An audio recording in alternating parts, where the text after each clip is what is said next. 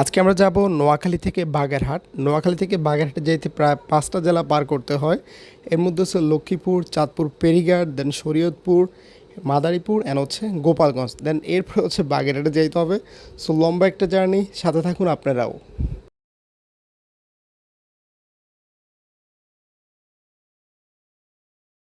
সকাল সকাল আমরা বাসা থেকে বের হয়ে যাই, আমাদের বাস 6টা 30-এ।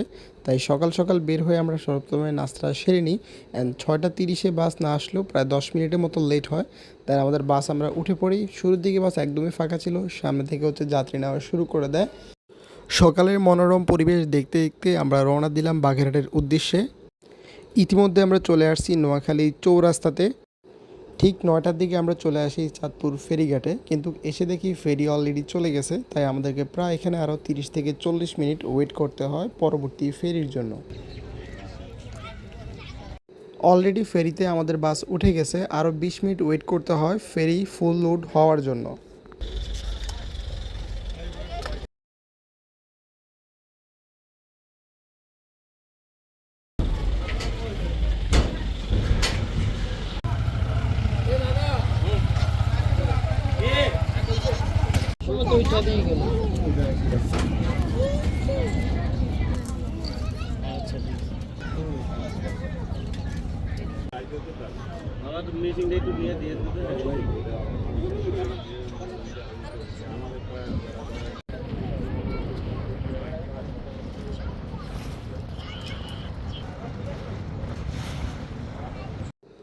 প্রায় 20 থেকে 30 মিনিট ওয়েট করার পর আমাদের ফেরি অলরেডি ছেড়ে দেয়। সো এই লং জার্নিটির মধ্যে ফেরির টাইম হচ্ছে প্রায় 1 ঘন্টা।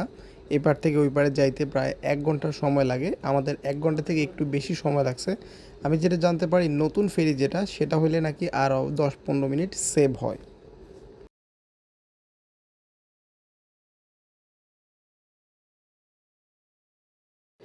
ফেরিতে ওঠার পর ভালো পরিমাণ একটা ঠান্ডা লাগতেছিল, কারণ যে পরিমাণ মিষ্টি বাতাস, রোদ একদমই ছিল না। রোদ থাকলেও সেটা গায়ে লাগার মতোই না, খুবই ঠান্ডা লাগতেছিল।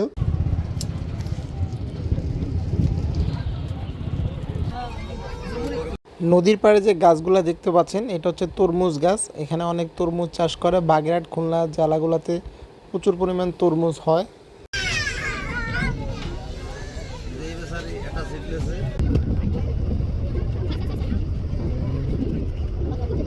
এই দৃশ্যটা খুবই সুন্দর ছিল, তাই ক্যামেরাবন্দি করে নিলাম।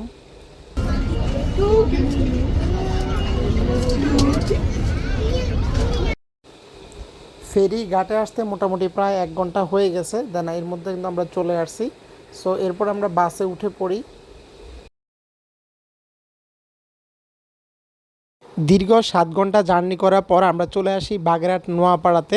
এখান থেকে আমরা বাস থেকে নেমে একটা সিএনজি করে চলে যাই বাগেরহাট সদরে। আমাদের মেন গন্তব্য হচ্ছে বাগেরহাট সদরে। সো এখান থেকে সিএনজি করে বাগেরহাট সদরের দূরত্ব প্রায় 17 কিলোমিটারের মতো। সিএনজি ভাড়া নিয়েছে পার পারসন 50 টাকা করে। বাগেরহাটে খুব বেশি একটা যাতায়াতে ভাড়া পড়ে না। এখানে প্রায় 17-18 কিলোমিটারে ভাড়া নিচ্ছে 50 টাকা। সে তুলনায় আমি মনে করি ঠিক আছে। বাসায় আসতে আসতে আমাদের প্রায় বিকাল 4টা হয়ে যায়। খাওয়া দাওয়ার পরে আমরা একটা ঘুম দেই। ঘুম থেকে উঠে দেখি রাত হয়ে গেছে। দেন এরপর আমরা মোটরসাইকেল নিয়ে বাগেরহাট শহর দেখতে বের হই। যেহেতু আমরা শহরে ছিলাম, যার কারণে আমাদের থেকে সমস্ত এরিয়াগুলো কাছে ছিল, যেমন হচ্ছে মাজার, ষাট গম্বুজ মসজিদ। যদিও ষাট গম্বুজ মসজিদে আমি ঘুরতে পারি নাই, কারণ এটা বিকাল 5টা বাজে হচ্ছে আপনার বন্ধ হয়ে যায়। আর যেহেতু আমরা শর্ট টাইমের জন্য যাই, আর বাগেরহাটে হচ্ছে তেমন পর্যটক স্থান খুব বেশি একটা নাই। যতটুকু ছিল ঘোরার চেষ্টা করেছি এবং আপনাদেরকে দেখানোর চেষ্টা করব। বাগেরহাট থেকে ফিরোজপুর কিন্তু মাত্র 22 কিলোমিটার। ফিরোজপুর, তারপর হচ্ছে আপনার যশোর, এগুলো হচ্ছে বাগেরহাট খুলনার খুব কাছাকাছি জেলা। সো আপনারা যারা বাগেরহাট আসবেন, যদি সময় থাকে, ফিরোজপুর বা যশোর এগুলো আপনারা ঘুরে দেখতে পারেন। ঘুরের পথে আমরা হচ্ছে চা ব্রেক দেই, দেন একটু চা খেয়ে এরপর হচ্ছে আমরা চলে যাই আরেকটা স্পটে। এরপরে আমরা চলে আসি বাগেরহাটের বিখ্যাত মাজার খানজাহান আলী মাজারে। এখানে আমরা রাতের বেলায় চলে আসি, যেহেতু আমাদের দিনের সময় ছিল না।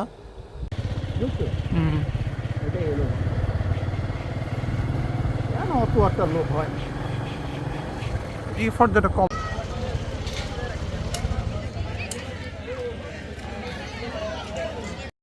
এটা হচ্ছে সেই বাগেরহাটের বিখ্যাত দিঘি, যেখানে হচ্ছে কুমির প্লাস হচ্ছে বড় বড় মাছ থাকে। যদিও আমরা রাত্রেবেলায় গেছি, রাত্রেবেলায় আসলে এগুলা খুব বেশি দেখা যায় না।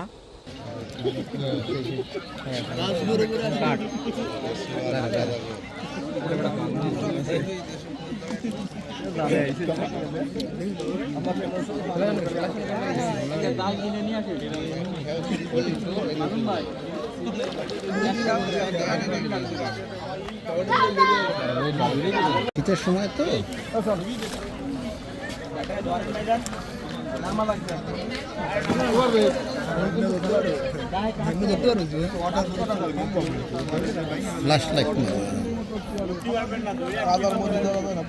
এর চেয়ে বড় বড় মাছ আছে।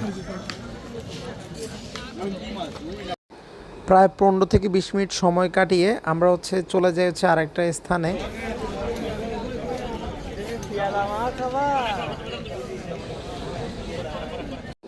শুনলাম বাগেরহাটের পান নাকি খুবই মজার পান, তাই আমি একটা ট্রাই করি পান। না, সত্যি মজা ছিল, একটা অন্যরকম ফ্লেভার এবং মশলা ছিল। সো খুবই ভালো লাগছে বাগেরহাটের পানটা। অনেকক্ষণ ঘোরাঘুরির পর আমরা চলে যাই বাসার দিকে। প্রায় রাত 10টা-11টা হয়ে যায় তখন।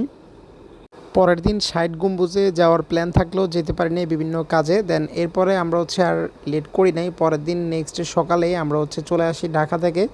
অ্যান্ড দেন ঢাকা থেকে চলে আসি আমরা নোয়াখালীতে। ঢাকা থেকে আসলে আমাদের নোয়াখালীতে যাওয়া ইজি, আর আমাদেরকে ফেরি পার হইতে হয় না, পদ্মা সেতুর উপর দিয়ে আমরা চলে যাইতে পারি। সো ওই ঢাকা দিয়ে ফেরি দিয়ে যাওয়ার যে সময়টা লাগে, ঢাকা দিয়ে আসলেও সেই সময়টা লাগে, মোটামুটি একটু সময় বেশি লাগে আর কি। আমাদেরকে দুইটা বাস চেঞ্জ করতে হয়।